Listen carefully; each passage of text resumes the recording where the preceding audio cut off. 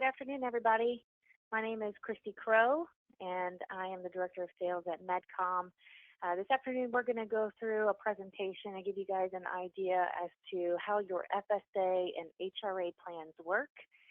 And I'd like to wait just one more minute before we actually kick off today's presentation, just in case we do have any last-minute attendees that are dialing in now. So we'll wait just about another 60 seconds or so.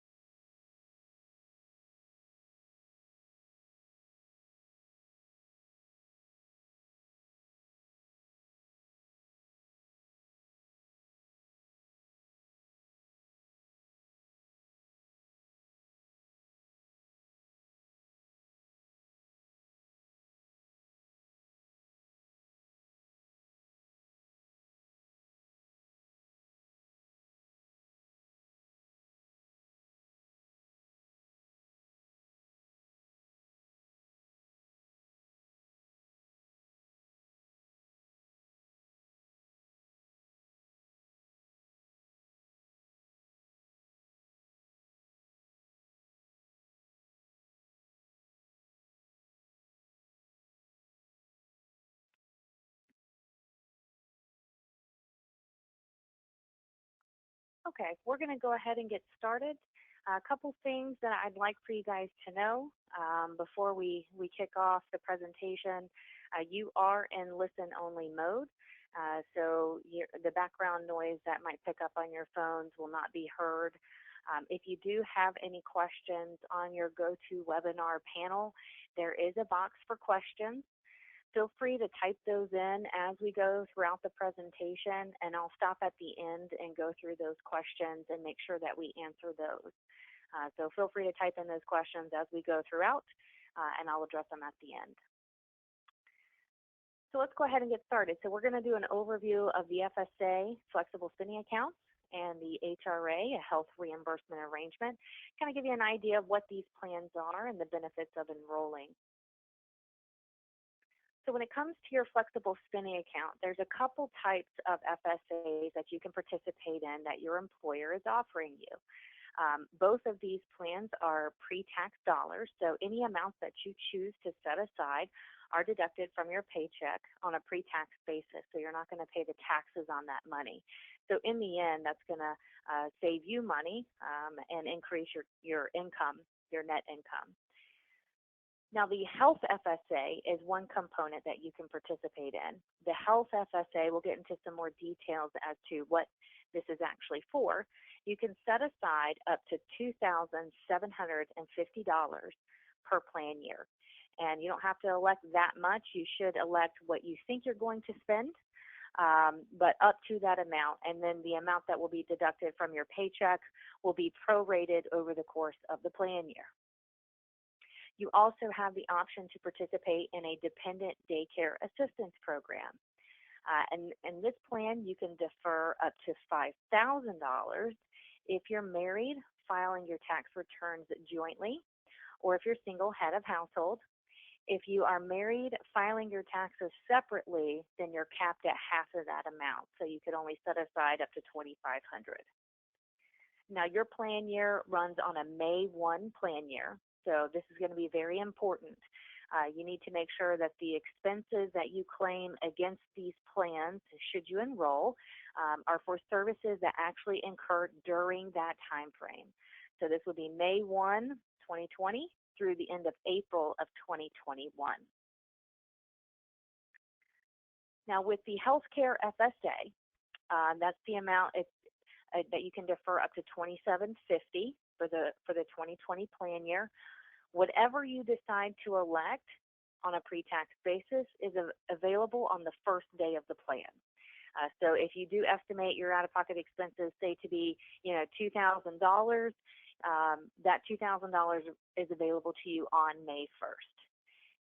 And with this plan, it's going to cover your health care expenses, your out-of-pocket expenses that your insurance doesn't pay for. That could include any co-payments when you go to the doctor, prescription payments, If you have prescribed over-the-counter drugs and medicines, for example, if you're prescribed, allergy medicine, you typically pick it up over the counter. You can actually take that to the pharmacist and get it filled in order for it to be covered under your FSA. Without that prescription, it would not be covered. But other over-the-counter items could be if they're not considered a drug or a medicine.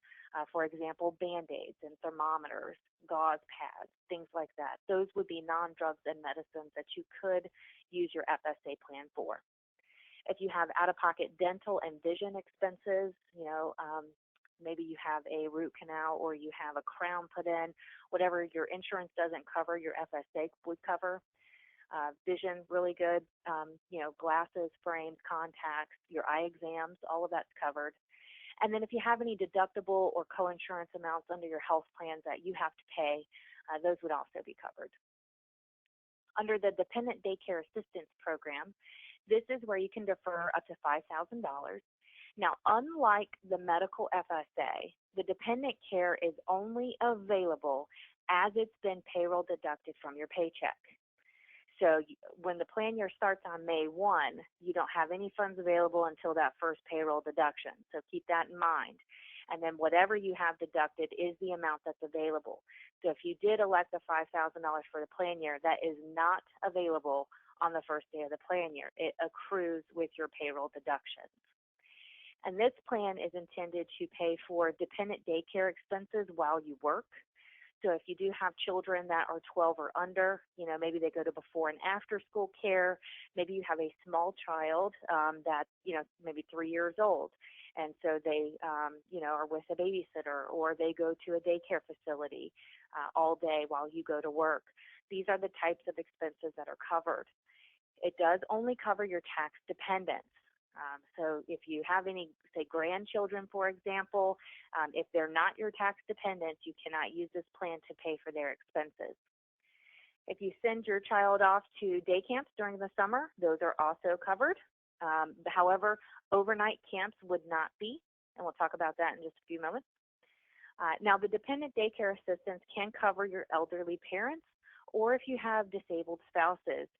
If these individuals are incapable of caring for themselves and they need to have someone come in, or maybe you take them to a facility, they are your tax dependents, but they need someone to care for them while you go to work. They cannot be left alone. Those are also types of expenses that would be covered under the daycare plan. Now, when it comes to ineligible expenses, so under the healthcare FSA, pretty much anything that's going to be considered cosmetic or not medically necessary is not going to be covered under your healthcare FSA. Rule of thumb, if your insurance plan covers it, your FSA plan will. Now, your vitamins cannot be covered. There are some special circumstances where you might could get a vitamin covered. That would be if you had a vitamin deficiency. You would have to get a letter of medical necessity from your medical practitioner. Just know any special exceptions like that would not be allowable on the debit card. You would have to submit manual claims for those. I mentioned earlier over-the-counter drugs and medicines that do not have a prescription are not covered. Just remember, if it's a drug or a medicine, like cough syrup, allergy medicine, cold medicine, pain relievers like Tylenol and ibuprofen, those things are not covered unless you have a prescription. Your insurance premiums are also not covered. Remember, it's just your out-of-pocket expenses that your medical plan doesn't pay for that you have to pay for. Under the dependent daycare plan, now this is intended for you and your spouse, if you're married, to be gainfully employed. So these are for expenses incurred while you work. On a Friday night movie date night with your spouse, those types of daycare expenses or babysitter expenses would not be covered. It's only for you to go to work. So do make sure that if you're using, say, like a neighbor, which is perfectly fine, if you have a nanny, make sure that when you're using those expenses and claiming them here, that those individuals are willing to provide a social or a tax ID number. It is very important they claim these expenses on their taxes because you're claiming them in a pre-tax program.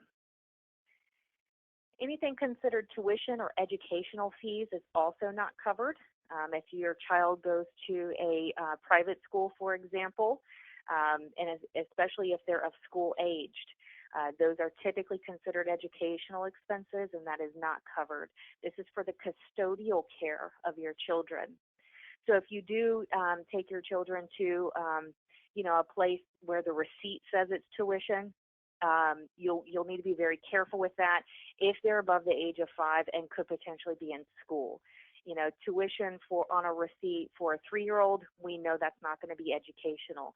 So just be careful, and if you have any questions, give us a call. And I mentioned earlier, overnight camps are not covered. That's not generally considered for the custodial care for you to go to work.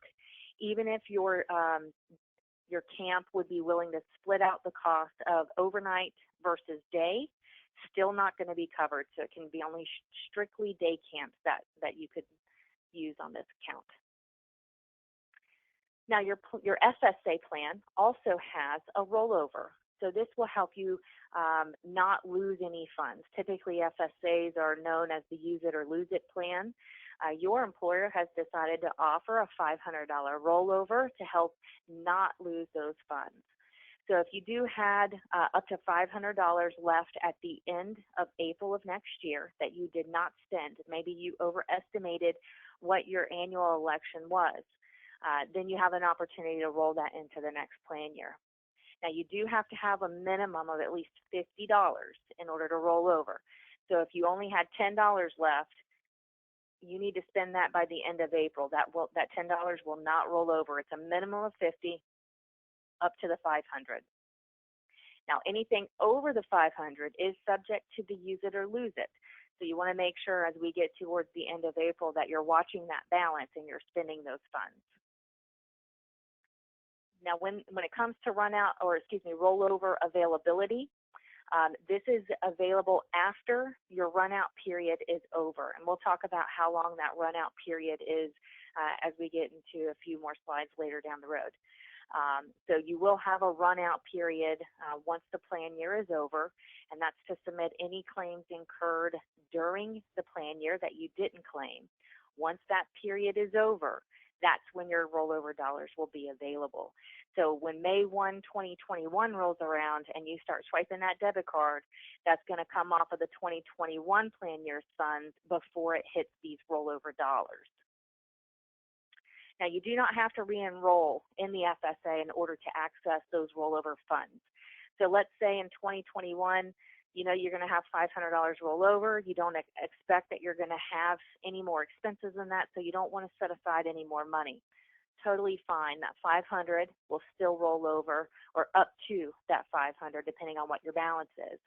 Remember, it's still subject to that $50 minimum. Very important that you keep in mind what the plan year is, because your expenses must be incurred in that plan year. When May 1 rolls around, let's say that you get a bill in the mail from a provider. You owe some money for a service that happened in March or April. That is not an eligible expense to pay for with your FSA card on the May 1 plan year. It has to be incurred May 1, 2020 through April 30th, 2021. You guys will be getting a debit card. We're going to talk about the debit card in more detail in just a few moments. So it'll be a MasterCard, and that'll help with the convenience of paying for these expenses. And do remember also, dependent care, that this rollover provision is not available on the dependent care plan. So with the dependent care, you do need to make sure that you spend your money by the end of the plan year, April 30th, 2021. Because any funds left over will not roll over, and that's an IRS provision. They will not allow it for that plan. Now, some really great news for you guys is that your employer is offering you a health reimbursement arrangement, also known as an HRA. The great thing about the HRA is that it is free money to you, and it's tax-free. So the money that you spend from the HRA plan is not taxed, and it helps pay for your out-of-pocket expenses as well. And so this is 100% funded by your employer. They're basically giving you some free money to pay for some of your expenses. You only qualify for the HRA if you're enrolled in your employer's group medical plan. So you have to be enrolled in order to qualify for the HRA. Now, the HRA is also on a May 1 plan year, and the same rules apply. It has to be for expenses incurred during that plan year, and your HRA will cover medical and prescription expenses. So it does not cover dental, it does not cover vision, it does not cover those over-the-counter drugs, or over-the-counter items that are not drugs or medicines, or even prescribed over-the-counter drugs and medicines. So you want to be very careful when you estimate your potential FSA amount, because you want to consider the HRA. Your HRA is going to cover medical out-of-pocket and prescription. So that could be your co-payments, deductibles, co-insurance, and any out-of-pocket prescription expenses. Now, when you enroll in your group medical plan from Knight, if you're enrolled in employee only, you're going to get $1,000 in your HRA. If you have any dependent coverage, you're going to get $2,000 in your HRA. And your remember, this is out-of-pocket medical and prescription, which are the same expenses that your FSA could cover. Your HRA is going to pay first. Okay, this is why it's important to estimate what those expenses are going to be for the plan year. Because if you're enrolled in employee-only coverage, for example, and you do not estimate that your out-of-pocket expenses will exceed $1,000 for medical, then you might want to consider FSA on estimating what your dental and vision and potentially any over-the-counter items that you might want to purchase. So keep that in mind when you estimate your FSA election for the year. Now with the HRA, it does not offer that rollover feature. So if you do not spend your $1,000 or $2,000 by the end of the plan year, that's it. But next year, when the plan year starts over, you'll get more money. Now, we offer multiple ways for you to manage your accounts. The first is through an online portal, which once we process your enrollment, you'll get an email from us that will provide you with some information as to how to get to the portal and how to log in. You'll have to create an account. We also offer a mobile app that's available for free if you have Android and iPhones. So we'll provide you just search Medcom in your app store, you download it. Super easy to keep up with your account on the go. Now, both of these methods allow you to review your enrollments, your account details. You can update some limited personal and dependent information like your email or your phone number or your address. You can submit claims online, so if you do not use the debit card to pay for these expenses for one reason or another, you can actually submit claims through the online portal and the mobile app to get reimbursed. If we ask you to substantiate those debit card transactions, and we'll talk about that in just a few moments, you can also upload the receipts to substantiate those transactions as well. Now, if you're going to use both the online portal and the mobile app, you're going to have the same login information. So once you register your account, and then let's say you go and download the app, you just simply log in because you've already registered. You'll also be able to see your debit cards that are assigned to you. If you have family members that you'd like to request additional debit cards for, maybe you have a spouse, you want them to have a card, totally fine. You can request those, and you'll be able to see those debit cards on the online portal and the status. So you'll be able to see when they were mailed. You can see if they're active or if they're temporarily inactive for some reason. If it's a card that you've lost or stolen, you can actually update it to lost or stolen, order yourself a new card or for your dependent. And then you can also update your direct deposit information. So this would apply if you did pay for something out of pocket and you want to submit a manual claim for reimbursement. You're going to be defaulted to a check reimbursement unless you add your banking information, and then we can direct deposit into your bank account. And then in addition to these methods, we do also offer an IVR for balance information. That's an automated phone system. You can just call in if you want to get a balance real quick, and it'll repeat your balance back to you. You will need your card in order to do that. So some guidelines as it relates to the debit card. So each employee that participates will automatically get a MasterCard. It's going to be one card that will be programmed to work for each of the plans that you're enrolled. So if you're enrolled in both, say, the HRA and the FSA, the card knows when you swipe it at a pharmacy, it's going to come from that HRA before it hits your FSA. Now, if you run out of HRA money and you have another prescription or you have a medical expense and you have an FSA with a balance, it will automatically pull from your FSA. Likewise, if you're enrolled in dependent care and you charge a card at your daycare provider, it's going to know to pull from your daycare plan. The card is valid for 5 years, so you'll use the same card for the next 5 years. You can use it as a debit or a credit, and if you use it as a credit, of course, you'll sign for that. If you use it as a debit, you can get your PIN number off the online portal or the mobile app. Those are the only methods that you can get that PIN number for security purposes. Medcom cannot help you and cannot give you that PIN number, and that's to protect your privacy of your debit card number. Always keep your receipts. This is really important because both FSA and HRA plans require substantiation when you use your debit card. Now, there are some transactions that you might charge on your card that we do not ask you to provide receipts. And those are typically when your debit card transaction is the amount of a copayment under the group medical plan or a multiple up to 5 times a copayment. Maybe you have 3 kids, you're taking them all to the doctor at the same time. You have 3 copays, you charge it in one transaction. Perfectly fine, and you won't have to substantiate that. Now, if you have recurring expenses, those may also provide an opportunity so that you do not have to substantiate every time. I like to use orthodontia as a good example of this. You know, you're typically having a contracted rate. You pay the same amount for the next, 24 months or whatever the time period is. You can provide us with the receipt. Let us know that this is going to be a recurring expense. And as long as you charge the same amount at the same provider every time you charge it, then we will not have to ask you for receipts for those. Again, you have to substantiate it the first time, so just let us know it's recurring. We're not going to guess if it's recurring. You have to tell us. And then there's also transactions at most major pharmacies, discount stores and grocery stores that have pharmacies. They have technology that's called an IIAS. This is basically where, let's say that you go to Walgreens and you have some prescription items, you have some toiletries, you take it all up to the counter to ring it up. You swipe your FSA card and only the amount of eligible items is going to go through. This would also apply if you have an HRA and you're trying to buy those prescriptions.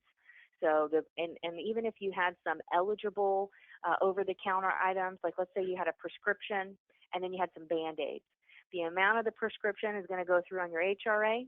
The amount of the Band-Aids is going to go through on your FSA. And because we know that only eligible expenses are able to go through on that card, we will not have to ask you to substantiate those. So typically anything outside of these 4 categories are going to require you to provide documentation to Medcom to verify the services. So that typically would include your dental expenses, your vision expenses, and then under the medical, if you have deductibles or coinsurance, because those are generally not even amounts that we can program. So keep that in mind. If you have any questions, you can certainly contact us, and we'll be happy to go over that with you. Now, your debit card cannot be used at an ATM, even though you do have a PIN number for it. It will only work at medical providers or daycare if you're enrolled in daycare, and of course, pharmacies. If you attempt, let's say that you mistakenly pulled out your FSA card or your HRA card at the gas pump, that's going to automatically deny at the point of sale. It's not going to be an authorized merchant. And believe it or not, that has happened before. So we do try to make sure that you don't have those mistakes should that happen. All right, so as you imagine, this card works just like any other card you have in your wallet. You swipe it. It will not have a chip in it, so you do have to swipe. You select credit or debit based on which option you want to go with. Most just use credit and sign for it, but it's up to you. Now that's going to post to your account immediately. So whatever the amount of that transaction is going to automatically deduct from your balance, so you cannot potentially overspend that. Make sure you keep your receipts. We discussed the automatically approving for those pharmacy transactions or those copay transactions, so those you'll be okay with. Now, we are providing a recurring expense form if you do have those recurring expenses, but again, we'll also accept it if you just write on the receipt when you send it over to us that it's recurring. And just remember, typically any other type of transaction, we are going to ask you for receipts. I will also mention that those requests for receipts are time sensitive. So you will want to make sure you're on the lookout for those. If we have an email address in the system for you, we are going to be sending those requests via email. So be on the lookout. If we do not have an email for you, you're going to get it in the mail. And we do offer multiple ways that you can provide those receipts. This also applies to any manual claims that you'd like to submit for reimbursement. You can do all this through the mobile app, the online portal. You can fax it to us. You can email it to us, or you can put it in the mail, and we'll take it that way as well. Now, let's say that you do mistakenly pay for something that's not covered on your FSA or HRA. Let's say you did accidentally use your HRA card to pay for something that incurred prior to 5/1, or you were at the dental office and you got your teeth whitened and you went ahead and paid for that with your card. We're going to find out about those when we ask you for that documentation. So there are some ways that you can resolve those. Okay, it is a debt owed to the plan. You have to resolve them. So a couple ways that we offer that is that you can simply write a check or send us a money order for that amount. If you actually send a payment back, that amount is added back to your account for future eligible expenses. So it increases your balance. You can do what we call an offset. So let's say that you have other eligible expenses that you've paid for out of pocket.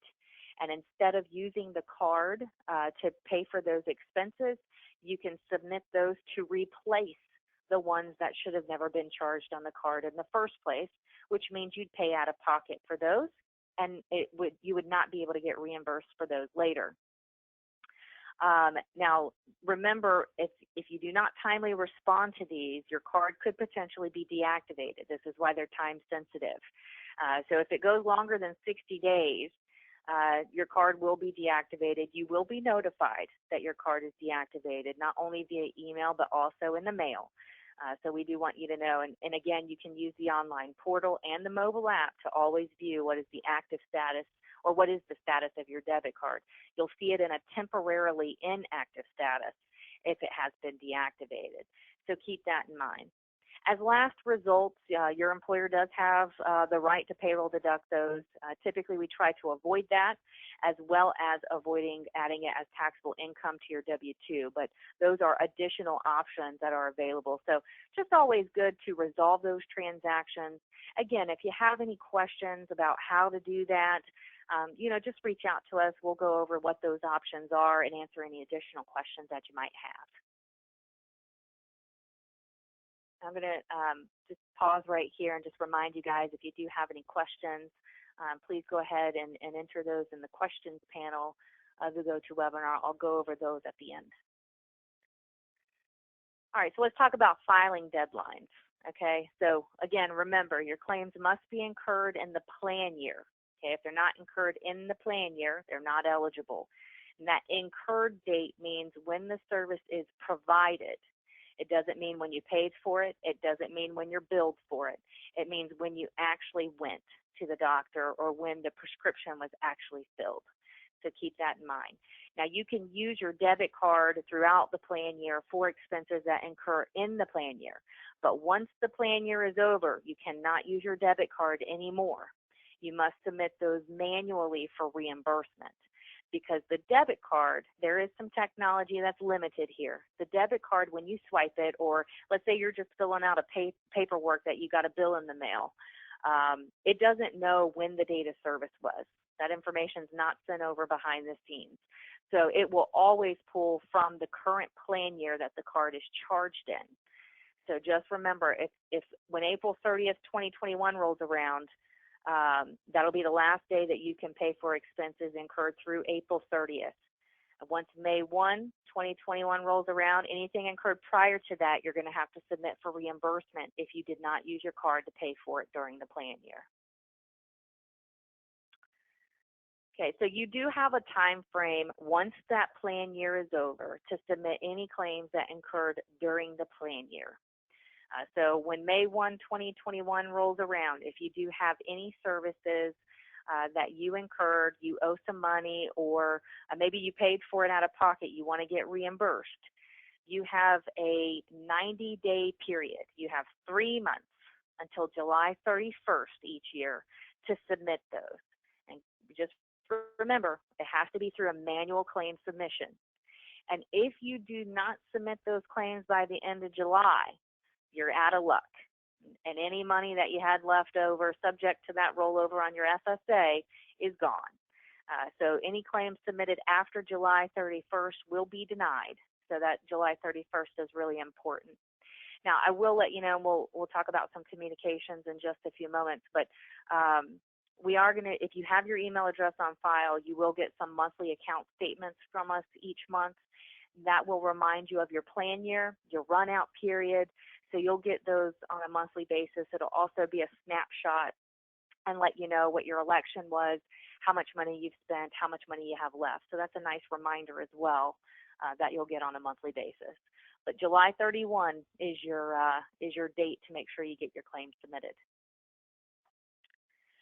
Now, when it comes to manual claims, let's say that you did not use your debit card for whatever reason, and you'd like to submit a manual claim for reimbursement.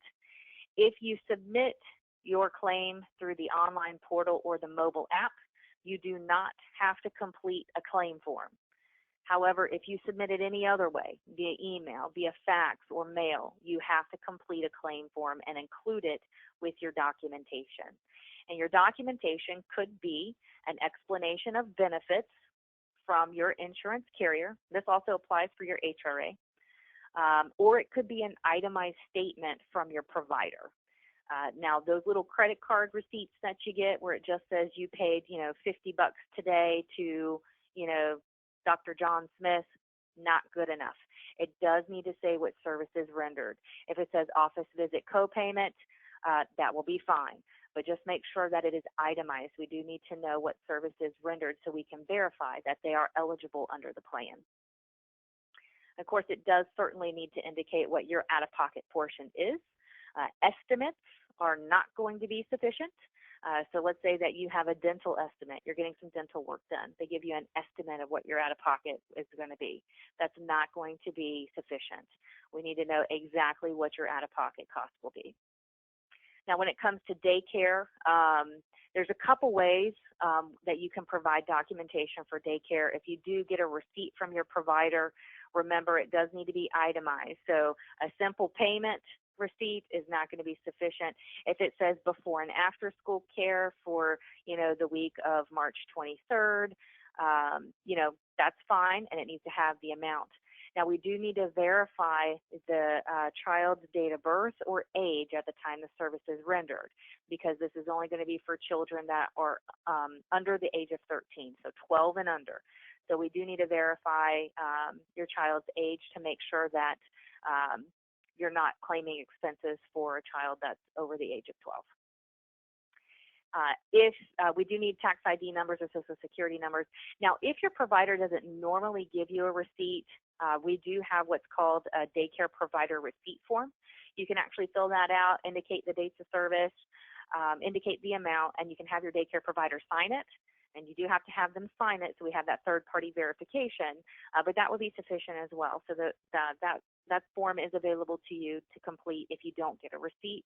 Or if you want to use that because the receipts you're provided are not sufficient, that would be fine too. Receipts that are not sufficient, you cannot provide canceled checks, no credit card receipts, no balance due statements. Again, they need to be itemized. They need to show the date of service, so what service is rendered, and what your responsibility is.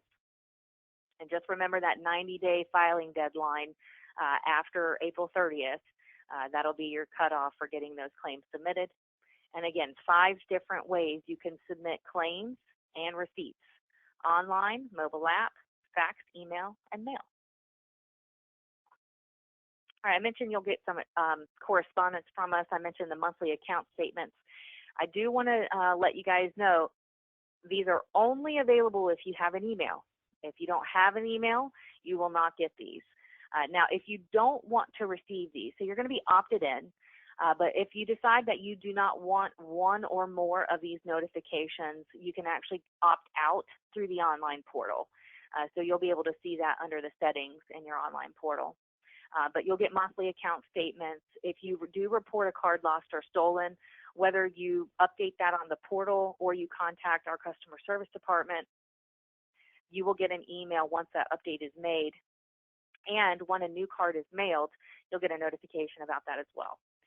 If your card fails for any reason, let's say that you have not been tracking the balance, you just swipe, and now let's say you only have $50 left, you try to charge 100, that's going to decline. So you will get a notification for card denials for whatever the case may be, and it'll let you know why that card declined. So that's kind of helpful so that you'll know, well, why did that decline? And if you have any questions about that, you can certainly call us as well. If you change your password for the portal or the app, you're going to get a notification. That's for security purposes.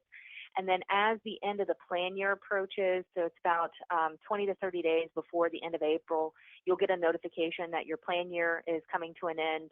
You'll also get a reminder 20 to 30 days prior to the end of the run out. So in early July, you'll get those reminders that, hey, don't forget you have until the end of July to get those claims submitted. All right, so your next steps, guys, I know you're in open enrollment. Carefully calculate what your out-of-pocket expenses will be. Just remember, if you're enrolling in the group medical plan offered by Knight, that you get $1,000 or $2,000 in the HRA, and that only covers medical and prescription. So if you do have out-of-pocket dental and vision, calculate those carefully. That's the amount you can set aside in an FSA. And if you do anticipate your out-of-pocket medical expenses to exceed the amount that's going to be in your HRA, you can set aside additional amounts in the FSA. Remember those maximum amounts each plan year. So you guys can go enroll. If you would like to order cards for your dependents, we can process those through May 1st at no additional cost. So you guys are not going to get charged for dependent cards. One thing to also note too, once you choose to enroll and May 1st rolls around, you cannot make changes to your elections. You are stuck for the plan year unless you have a qualified life event. So some examples of those may be a marital status change, marriage or divorce, change in the number of dependents for any reason. Maybe you had a baby, maybe you had a child that ages out and they're no longer covered. If you have an employment status change, and because of your employment status, you're no longer eligible, that would, of course, terminate your coverage. And then if you had a dependent that gained or lost eligibility for any reason, that could also help you make a change. Good example there, if you do have some children that are getting closer to the age of 13 and you're enrolled in dependent care, once they turn 13, that is a qualifying event to stop those daycare deductions. Because they would no longer qualify at that point. So just remember, carefully estimate those expenses. On that FSA, you do have a cushion. You have that $500 rollover if you do have some expenses or some balances left at the end of the plan year. So if you guys have any questions at all, you can go ahead and type those into the questions panel. And I also have the customer service phone number up here as well, so you guys have customer service as another option that you can call and ask them questions. So I do have a few questions here submitted. Can we get a copy of the slides? Yes, this information is being provided to your employer and they can distribute that to you. Another question, can you change your election amount on the FSA? So for example, let's say that you chose $500 and in August you want to change it to $1,000. So please do remember, no changes can be made unless you have a qualified life event. So in this example, if you had a 500 initially and you want to change it to 1,000, you'd have to have a qualified life event that would allow you to increase. For example, getting married does allow you to increase it. You have a new dependent now, so you've added people to your family, so that would allow you to increase. So you have to have that qualified life event. You cannot just increase it because you want to. You cannot increase it because things have changed and now you anticipate having higher out-of-pocket costs. It must be a qualified life event. Another question, is there a cap on the eyeglasses for the FSA? For example, can you choose designer glasses? Oh, that's a good one. There is no cap. And yes, you can have those designer glasses if you want. If you want to pay $1,000 for your eyeglasses to have the best of the best, it's still free. And then the last question we have here, is there a search feature on the mobile app to see if an item is eligible to purchase using the FSA? And yes. So we are actually, we have a partnership with a company called FSAstore.com. You'll see banners on the website. You'll also see a link in the mobile app itself. And some really great things about our partnership with FSAstore.com is not only can you search for eligible expenses, they have a complete listing of eligible expenses on their website that are broken down into, by the name of the product or name of the category of expenses. So you can actually just go in there and say, I'm looking for something that starts with the letter C, and see everything that starts with the letter C. It will tell you if it is eligible under your FSA. It will tell you if it's not eligible at all. And it will also tell you if it is eligible with a prescription or a letter of medical necessity. So that will be really helpful if you do have some kind of quirky scenarios where you wonder, that's not a normal type of expense, is not going to be covered. The FSAstore.com partnership provides you with some really great resources. And on top of that, if you do want to buy over-the-counter items that are covered under your FSA, they also sell thousands of eligible products. You can use your FSA card for it, and you still don't have to provide receipts for those. So that makes it really convenient. All right, well, that appears to be all the questions that we have for today. I want to thank you guys for your time. If you do happen to come across any other questions, feel free to reach out to our customer service team. They can only answer, some generic questions about what's covered and how it works, since you guys aren't quite set up just yet. And then once you do enroll, we will be providing you with some more information via email, so look out for that as well. And I hope you guys have a wonderful day. Thanks again for your time. Bye-bye.